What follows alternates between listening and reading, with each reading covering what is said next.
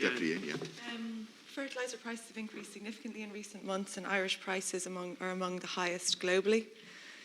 These high prices are likely to continue with uncertainty over supply and distribution, especially with international restrictions on ammonium nitrate. This will obviously impact on non-organic small family farms the most, who are already squeezed with any profits made from, for example, meat prices being eroded by rising fertiliser costs. Can you outline the actions being taken to support family farms? Thanks, Deputy Carthy and Deputy Cairns, for the question this morning. And I'm very much acutely aware, as indeed you are, and as you've raised in your questions, of the impact of rising input costs on farmers and family farms and businesses. The very significant rise in fertiliser prices in the last year, and particularly in recent months, is particularly concerning. There are a number of factors at play in the market, as we know, including energy prices remaining well above January 2021 levels. Increased global demand, particularly from big grain-producing countries, controls of fertiliser exports from large fertiliser-producing countries, and increased transport costs as well, and also alongside EU-imposed tariffs and duties on certain third-country imports, are all impacting on prices here for our farmers. I've been following the rising fertiliser price issue closely for the past number of months. In October 2021, I tasked Teagasc to lay out a credible roadmap to assist farmers in the short term, as well as offering a long-term solution in the move to reduce dependency on chemical fertiliser. I launched also the Soils, Nutrients and Fertiliser campaign at Teagasc Ballyhaise just a couple of weeks ago on the 26th of January. It's a strategy that can help ease the price pressure on farmers, and it is a strategy that will be good for the environment as well as good for farmers' pocket, and particularly seeking to address the challenge of increased fertiliser prices. I've also raised the deputies on a number of issues, or a number of times as well, at European Council level. At the November Agriculture and Fisheries Council, I again raised the increasing challenge faced by farmers due to the rising cost of inputs.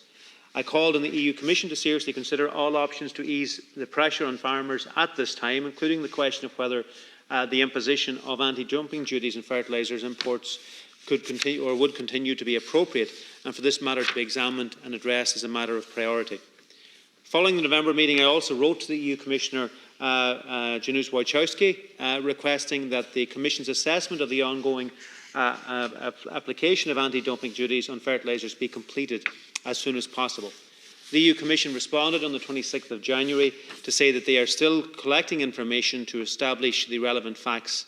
In the meantime, Teagasc will continue to work with farmers through the Soils, Nutrients and Fertiliser campaign to help farmers to adapt to the current fertiliser market and support them to make informed decisions on what is best for their farms.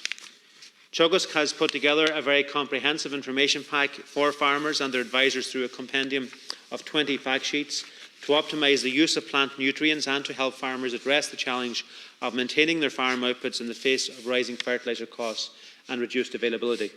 In addition, a new €1 million initiative by my department will support the planting of multi-species swards this year in order to reduce dependence on fertiliser, indeed this year and in future years.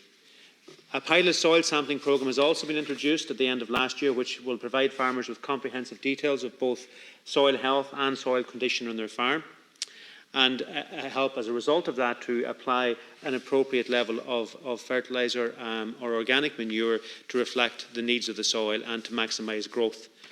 As the deputies can appreciate, Ireland is a relatively small market in respect of fertiliser sales and their usage compared to many of our EU neighbours. As a result, Irish fertiliser companies are price takers that are dependent on global fertiliser supply and demand. It is to be hoped that we may see a levelling off, at least in some of these contributing rising price factors this year, but this is not in any way to diminish the pressures being faced by farmers today. The initiatives I have introduced should support farmers reduce their dependence on fertiliser, but I want to assure the House that both myself and all in the Department are very closely monitoring the situation, and I am examining all options to ease the burden on farmers in the short and long term, because there is no doubt this is the real challenge facing farm families this year, and it's something I'm very much aware of, and I know the deputies are very keen to ensure as well that it's central to our thinking as the year. Thank you, Minister. Any measures I think that will immediately address the prices will make a big difference to families, and I have to say I really do welcome your intention to address Irish agriculture's dependency on chemical fertilisers. It represents the type of intensive farming that has been forcing farmers to do more and more for less and less for a long time now, and really only to the great benefit of those fertiliser companies. I think the term sustainable agriculture has become almost meaningless. It's frequently used from the department and in general in the industry to describe what is actually the opposite. And the term needs to mean practices that can be maintained using natural approaches that use the strength of our soil and climate, rather than leaving farmers reliant on chemical imports. Our soil fertility is an incredible natural asset that needs to be respected and managed correctly. The department must start ensuring nutrient management through the use of organic practices, and we desperately need greater knowledge transfer in this area. The Soils, Nutrients and Fertiliser campaign you talked about is a welcome development, but we need additional measures to foster far greater sustainable soil management practices. This change has to happen, and the sooner it happens, the easier it will be for farmers, but we need the information and the knowledge transfer. Okay, Minister. Yeah. Thanks, Deputy Carthy and Deputy Cairns. So, listen, I'm very much aware, and as you can see from the actions I've already taken, Deputy Carthy, going back to the end of last year and asking Teagasc to do a very significant roadmap for how we can make even more efficient use of our organic fertiliser. That's something I tasked them with last year and published 2 weeks ago. So I'm very much aware of this emerging issue and continue to monitor very closely. I think there's very few farmers in the country that wouldn't have the capacity to be more efficient in the use of organic nutrients. And more so than ever this year, it will be important that we actually do that. Also, as Deputy Cairns referred to, medium term to long term, I think this is something that will cause us to take further stock in relation to how we can further reduce our dependence on chemical fertiliser while keeping up productivity, focusing on soil fertility, focusing on multi-species sward, which there's tremendous potential in. That doesn't take away from the immediate challenge. And while I am supporting further multi-species sward take up this year and further soil fertility attention, there is the immediate challenge around the prices, and it's something I am looking at all options in relation to, but specifically as of now, the advice from Teagasc is something that every farmer should turn their mind to, but I will be engaging and continue to engage very closely with the sector on what is a really important issue for all farm families this year. Thanks, Minister. I acknowledge the proactive approach that you're taking, and I agree with Deputy Carty that we need a more robust kind of short-term solution, but when we're talking about that medium to long-term one, I think it's important to acknowledge that difficult times like this can also be opportunities. Farmers, as we know, are some of the most innovative people. So the department needs to look at ways of embedding methods and efficiencies which are coming out of the rising costs of fertiliser. Slurry and farmyard manure can be used in low phosphorus and potassium index areas. There's things like grazing management. You talked about the multi-species swords.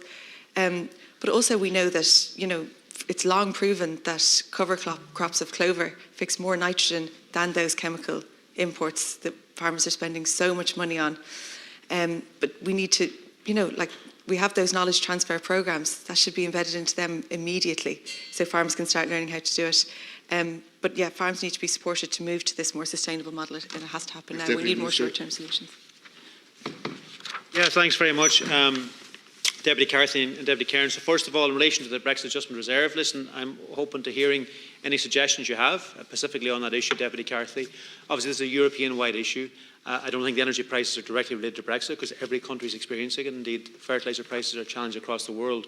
For the Brexit Adjustment Reserve in particular, we have to be able to very specifically show the correlation between Brexit and the thing that we're actually intervening to use the Brexit Adjustment Reserve for. So, listen, any ideas and suggestions you have around that, I've my team looking at all options in relation to how we can use the Brexit Adjustment Reserve, and if you'd like to feed into that with your own specific idea around this, I would very much welcome it, because any way we can use the Brexit Adjustment Reserve to support farmers, as you know, given my forum and given all of the schemes I've introduced and all of the funding that I'm bringing to agriculture, that's my core and key objective. In relation to the carbon tax, so I know the Sinn Féin support the carbon tax. I think you used to not support it, but you do support it now. You just don't support the very marginal increase that's proposed. You try to put it out there that you're against it, but the reality is you're in favour of the carbon tax. It's only the very narrow and marginal increase which you're actually against. So you had your time. It's obviously part of your plan to transition, to decide to transition to government where you go from totally opposing something and everything, as in the case of the carbon tax, and now only proposing the marginal increase in it. But from the agriculture point of view, from the agriculture point of view, the sector is one of the few sectors where actually the farm families, enterprise themselves, have a double counting mechanism so that increases in carbon tax don't actually impact within the farm. Obviously, there is the challenge there in relation to contractors where it does impact. Thank you, Chair.